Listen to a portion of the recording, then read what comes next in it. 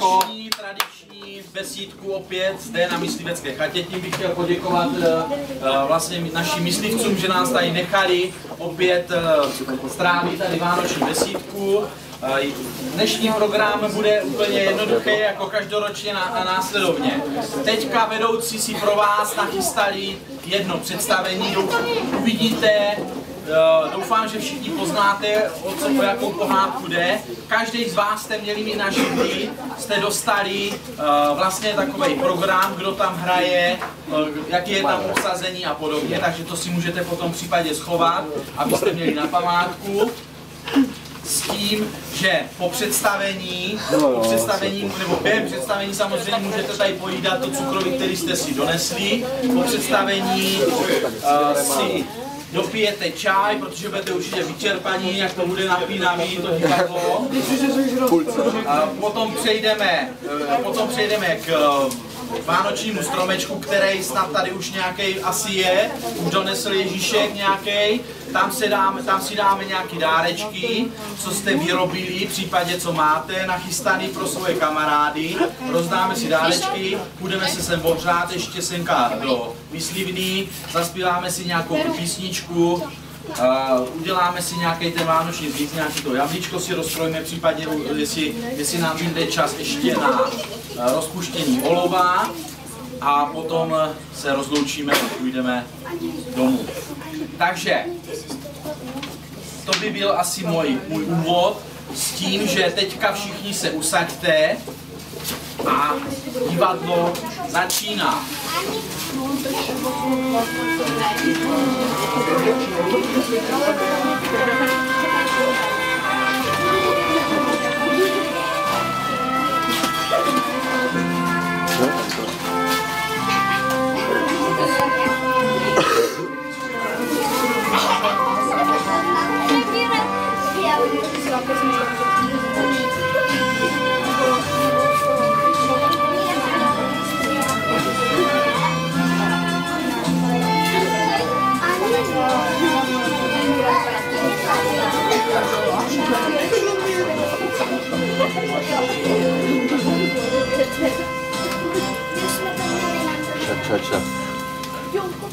Byl jednou jeden chudobný otec a měl dvě děti, Honzička a Mařenku. On chodíval do lesa dřevo kácet a proto nemohl na děti dávat pozor. Proto, když jim malým dětem matka umřela, oženil se, aby měli děti zase maminku. Ale ta druhá matka nebyla vůbec hodná, neměla ráda ani otce, ani děti a otec měl proč naříkat. Jednou se té mateře ty děti tak zprotivily, že muži poručila, aby je do lesa zavedl a více, aby domů se nevraceli. Muž se ženy bál a proto smutným srdcem jednoho dne dětem řekl: Tak děti, dáte si čvánečky, půjdete dnes se mnou do lesa na jahody.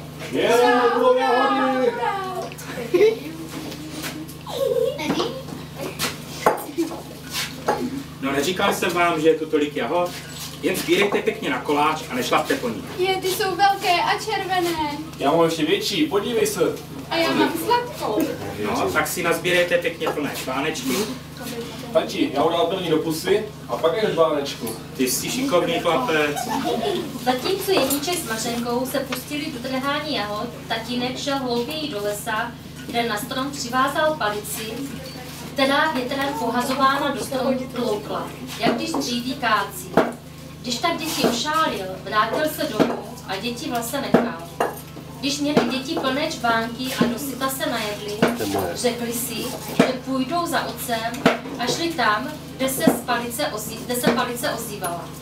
Ale nenašli tátu, jen jednu palici, která visela na stromě. Kde pak je náš tatínek? Stačil domů a nás tady nechal. Ale ne, Jeníčku, co si to myslíš? On se určitě pro nás vrátí, jen tu chvilku zůstaneme. Děti tedy čekali a z dlouhé chvíle jedli jahody, které natrhali. A čvány zase prázdné měli. Museli je tedy zase naplnit. A taky než začalo se zpívat a přestal tlukot palice a dětem bylo ousko, i vzali čvány i šli tatínka hledat. Jeníčku, my jsme asi zabloudili, on nás tu asi nechal. Ale já se bojím. Nebo já vylezu na tady ten strom Mařenka vylezla na strom a rozhlížela se. A když viděla v dálce světýlko, slezla dolů a uklidnila Jeníčka, že už se bát nemusí, a vydali se tam, kde Mařenka světlo viděla.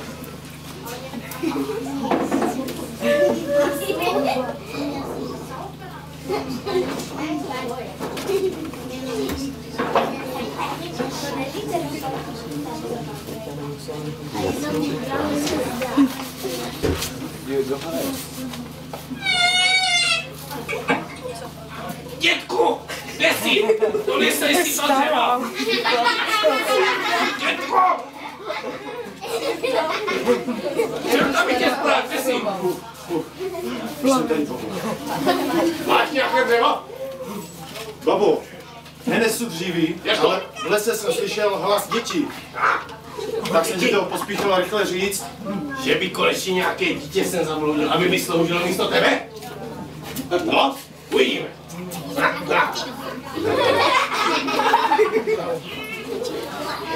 Vidím světýlko. Ale podívej, to je chaloupka. Je, Mařenko, cítíš tu vůni? To je vůně perníku, Jeníčku. Podívej, chalka celá z perníku. Tak, To je divná chaloupka. tak vylez nahoru a vloupej perníček. Počkej, ulomím ti velký kus.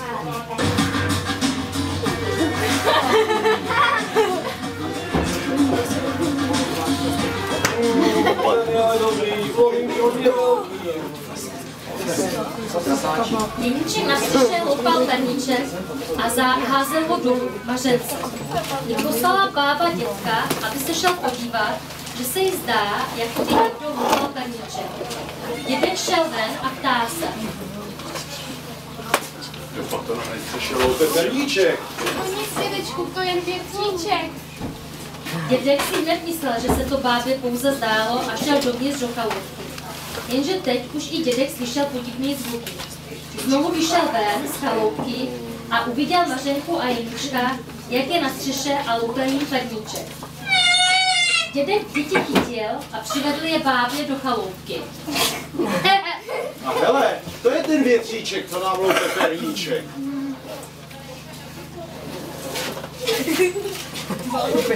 Vítej, ptáčky! Prosím, odpuste nám, my jsme nic neudělali. Odpustit ti! Ty mi budeš sloužit! Z tebe bude dobrá pečinka! Až si tě vyplním! Dědek Jeníčka zašel do klidku a Mařenka musela bábě sloužit.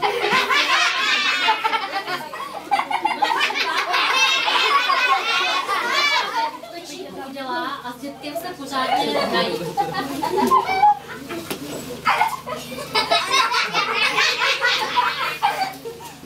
Co ty? Jeníčku, ukaž prstíček.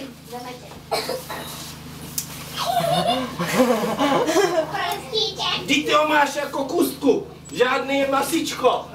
To by u mě holvátko nechutná? Ale chutná, babičko. A když jste mě musela proběhnout, chutnalo by mi o to víc. Taká, proběhnout tebe, kdybys mi utekl, doma budeš. Zatímco bába odešla pro další jídlo, Přikládám, babičko, přikládám. Jeníček s Mařenkou se domluvili, jak babu přelstit a rychle odtud utéct. Jenže klíč od Jeníčkovy klece nosila bába stále u sebe ve svém kapsáži. Bába se vrátila s talířem plný dobrot. Jeníčku, zde máš marcipán a vše ostatní. A ti u mě chutná. No, dej si. Mařenka se nepozorovaně přiblížila k bábě, zatímco se bába zaměstnávala krmením Jeníčka a přeřízla jí vzadu opasek kapsáře, ve kterém je klíč od Jeníčkovy klece. Bába odešla do lesa na koření a Mařenka využila chvíle a šla Jeníčka vysvobodit. Odemkla mu klec a Jeníček konečně mohl jít, jenže tu se ozývaly kroky báby, které se náhle vrací z lesa. Zjistila totiž, že jí chybí kapsář. Mařenko, neviděla jsi můj klíč z mého kapsáře? Ne, neviděla, babičko. To je divný. Tady máš nějaké bílky. A odnes si do chalupy. A okamžitě se vrať. Babička se zatím rozhodla, že dneska upeče Mařenku a Jeníčka se nechá na jiný den. Mařenka se vrátila a babička jí řekla, ať si sedne na lopatu, aby se mohla podívat do pece, zdali je dostatečně rozpálená. Teď si sedneš na tuhle lopatu a podíváš se na kraj. Ale babičko, já nevím, jak se na tu lopatu sedá a jak se do pece dívá. Prosím, ukaž mi to. To jsou škaredýho děti. Takhle si normálně sedneš na lopatu. Jeníček mezi tím otevřel Takhle, chleb. prostě jednoduše.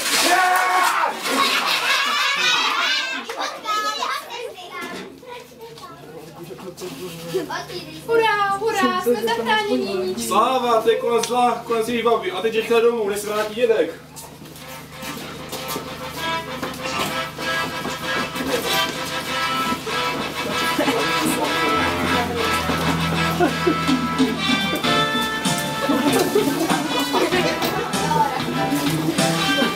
No jako na vojně vysmělali v bazáku, odezdalo.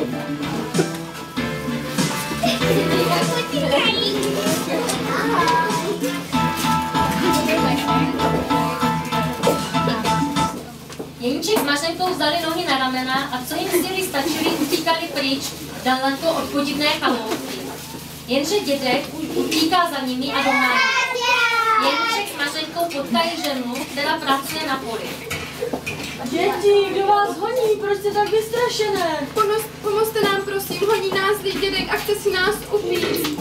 Nebojte se, ještě tamhle tou cestičkou, já dětka zdržím. Děkujeme. Jeníček s Mařenkou poděkovali a vydali se cestou, kterou jim žena ukončila. Mezi tím Jeníček povídali dědek. To je v rodině. Osobo, neviděla jste tudy utíkat děti? Dejš to, pávu, leju ven. Osobo, kam se vás zdali, tudy neutíkali 2 malé děti? Až dopleju a uzrajem, budu ho trhat. Osobo, tam se vás zdali, neutíkali tudy 2 malé děti. Až ho natrhám, senou budu drhnout a len močit. Osobo, což pak mě nerozumíte, tam se vás, jestli tudy neutíkali děti. Až ho namočím, dám ho do pece a budu ho sušit. Osobo, jestli snad sedíte na uši, tam se vás zdali, tudy neutíkali 2 malé děti. Povel chování, dáme len na kužel a budeme přístit. Osobo, tam se vás, jestli tudy kolem neutíkali 2 malé děti. Až ho nasoukáme. Budeme dát plátno. Osobo, mě snad vezme čert, tam se vás, zdali tudy neutíkali 2 malé děti. Až ho utkáme, budeme ho bílit. Budeme ho stříhat. Až ho nastříháme, pak ho budeme šít. Osobo, tam se vás tady teď neutíkali 2 malé děti. Až ho ušijeme, budeme ho stříhat.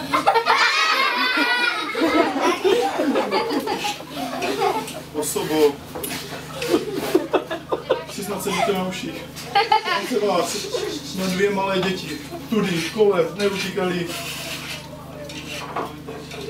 Pak ho ušijeme. Ušijeme košile, sukně, zástěry a budeme je nosit. Osobo, na to jsem se vás neptal.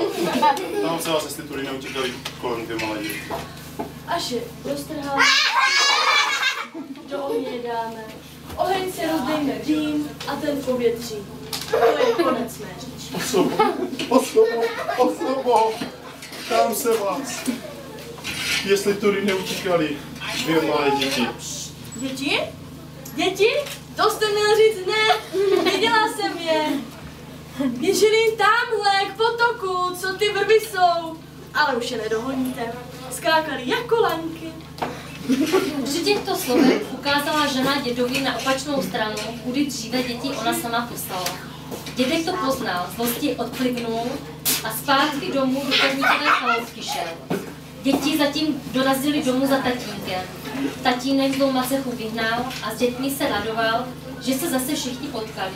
Už nikdy děti v lese samotné nenechal.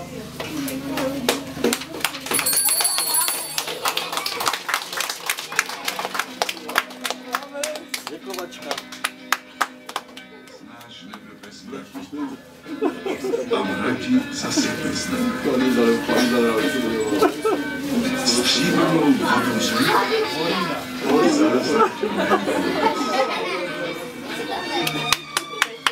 Výborně.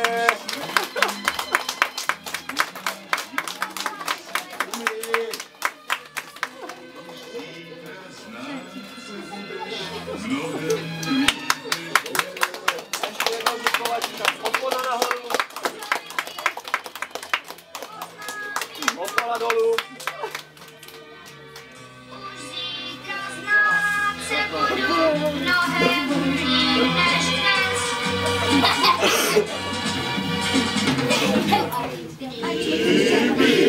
Tak náhodou, noci dej si sám, tou cestou lehkou, vždyť tvůru přátel mám, zelené údolí, tak si jdi, musí dokolit.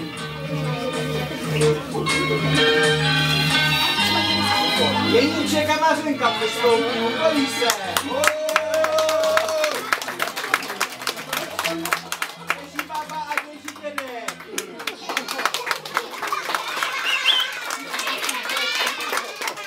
Žena, která plela mlén.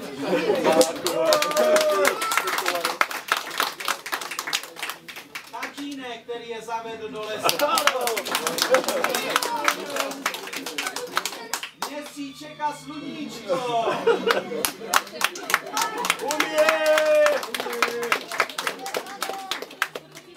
Dva košaté stromy.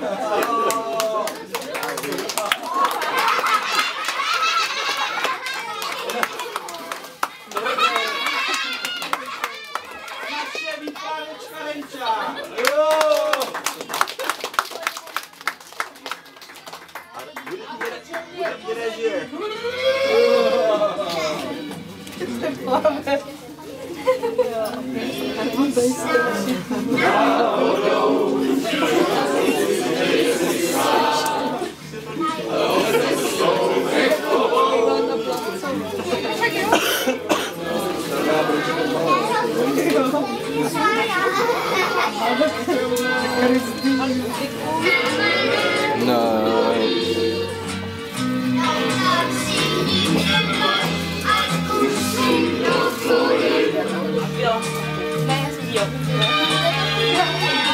Taneček. Děkujeme.